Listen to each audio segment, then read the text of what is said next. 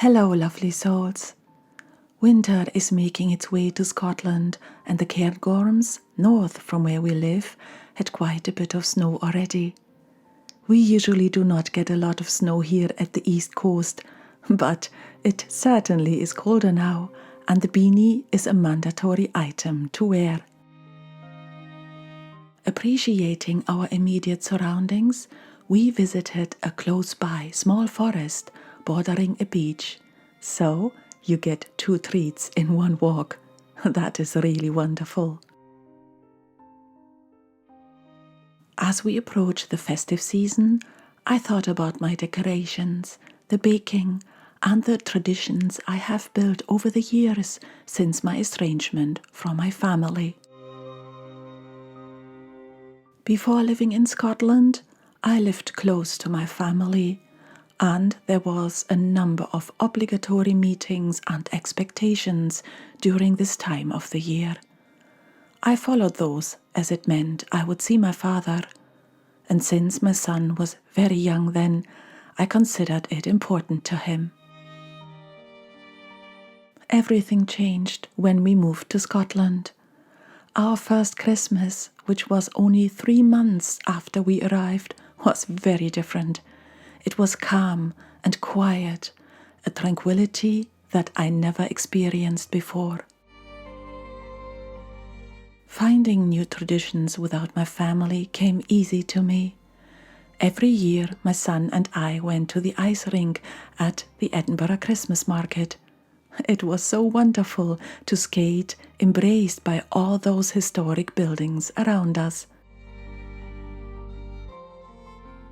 We also established the tradition to gift the homeless with a bag of food. My son did find this challenging, as his autism doesn't allow him to talk to strangers easily. Fortunately, many of them have dogs. They bridged the gap for my son. With the pandemic, we stopped doing this and then moved away from Edinburgh, so it is a tradition we did not keep alive. I also happily embraced the Scottish way to celebrate Christmas.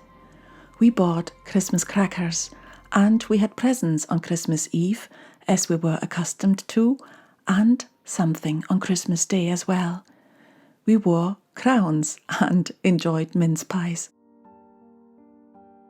When my family cancelled me, I had already established my own new traditions. Life after the estrangement became simpler for me, and this included all year-round festivities too. Even though we lost many people in our lives, people that were family, we have been enjoying so many wonderful festive seasons here in Scotland. Today, we both look back on the traditions we started, as well as those my husband brought to the family. Being without your birth family doesn't need to be sad or lonely. We can find our own joys, and in my case, a freedom of expectations that I did not want to abide by.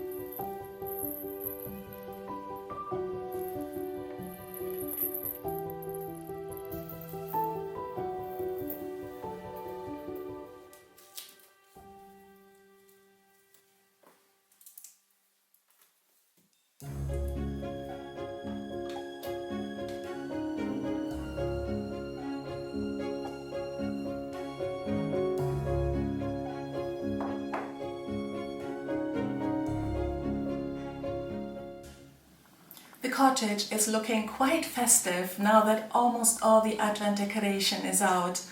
I have been in the attic a number of times this week and it was quite cool up there, but it was very worth it and I'm happy how the cottage is now decorated. I have just finished the crown decoration that represent the wreath that I would have made back in the day, because this is a new tradition I have established some years ago. So before this I would have used a fir wreath and put the 4 candles on top representing all the Advent Sundays before Christmas. But because I love my crown so much and I was thinking what am I going to do with those, I then established the tradition to use those and put the 4 candles in them. Everything that I used I found in nature. The only thing I bought were the candles and actually a florist's sponge where the candles are held in place. So I'm showing the making of to you after this. If you're interested, it is very easy to make and such a lovely decoration. What's missing now in the cottage is the Christmas tree. We will buy this next week at a close by farm where they are grown and sold, and I aim to take the camera along, but depending on the weather I might not be able to film. Let's see. You will for sure see me decorating the tree, so next Saturday you get to see the Christmas tree in the Fairy Cottage. I also have some small projects using nature, making small wreaths next week, so if you need some inspiration, come along and maybe you find your own little things that you would like to do. I'm sure you will like the vlog next week as well. On another subject, I would like to introduce my winter card to you.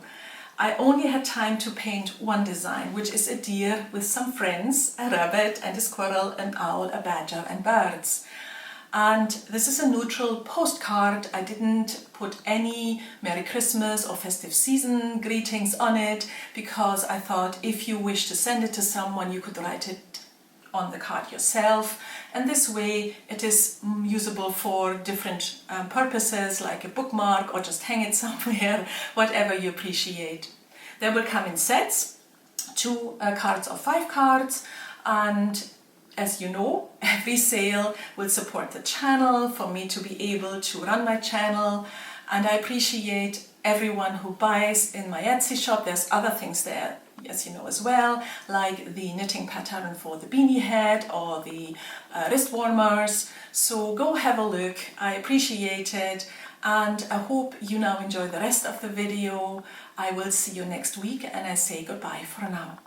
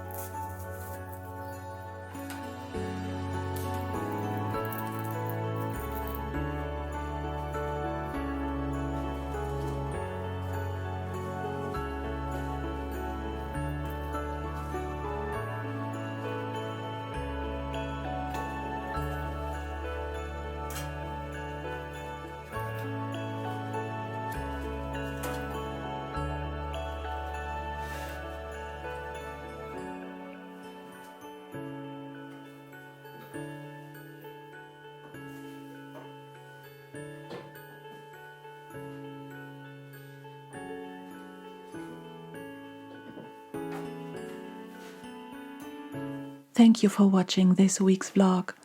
I hope you did enjoy it. Please support the channel and have a wonderful week. I am sending you all my love from Scotland. Tach baleif.